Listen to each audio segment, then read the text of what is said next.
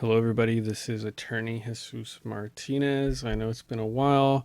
We haven't made a YouTube video, but I am going to make a few. And in this video, we're going to talk about how can you check how long your case is taking. If you've submitted your application, more or less, when should you get a response? And I'm going to show you how you can verify that. So keep on watching if you want to learn more.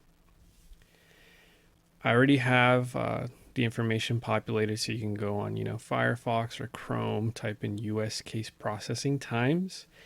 Uh, on top of that, you're also going to need your notice that you received from immigration, and it should look something like this. It's the I-797, the notice of action.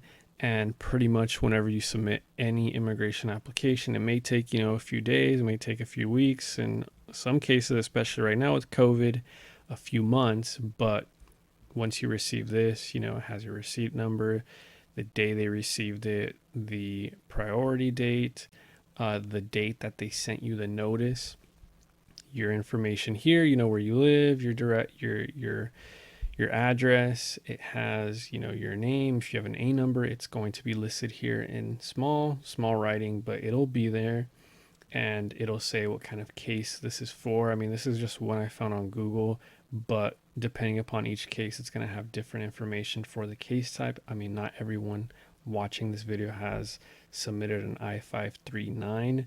It may be that you're submitting a work permit, you're submitting a DACA, you're submitting asylum, naturalization application, etc. So it'll state different things here, but overall, this notice of action form, the receipt is going to look very similar.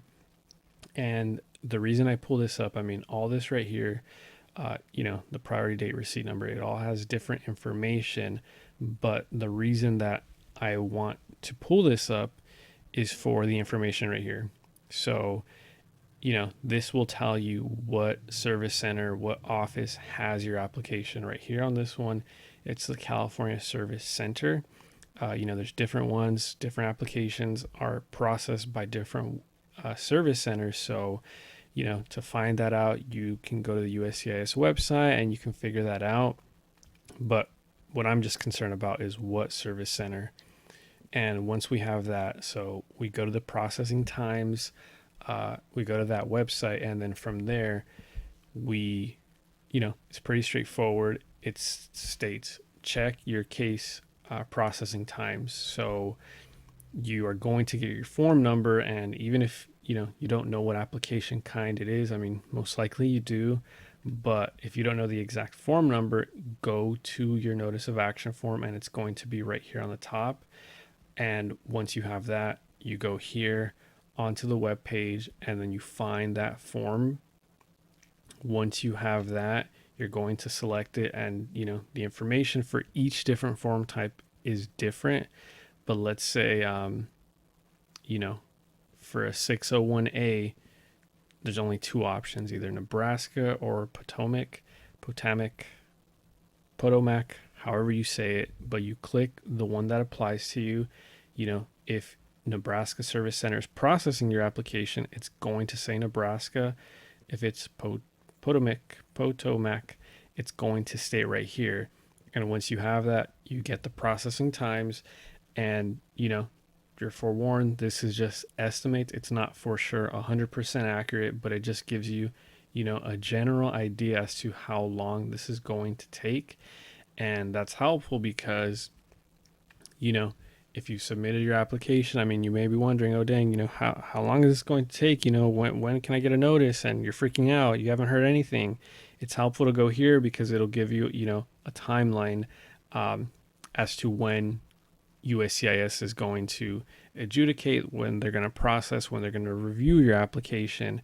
And it's not 100% accurate, but it gives you, an estimate.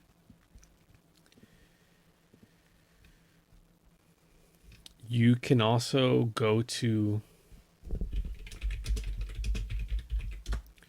the case status USCIS website, and once you have that, you can find your receipt number, and based on that receipt number, you can put it here. But the thing about that, it only tells you what the last action was. So if all they did was receive it and mail you a notice, that's what it's going to say once you type that receipt number in.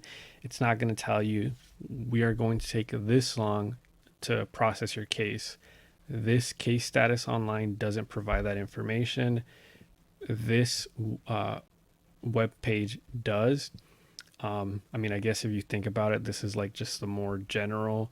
It's not case specific. It's not going to tell you information about your specific case as much as this one is going to. It's going to be, this one's going to state on this day we did this action, on this day we did this action.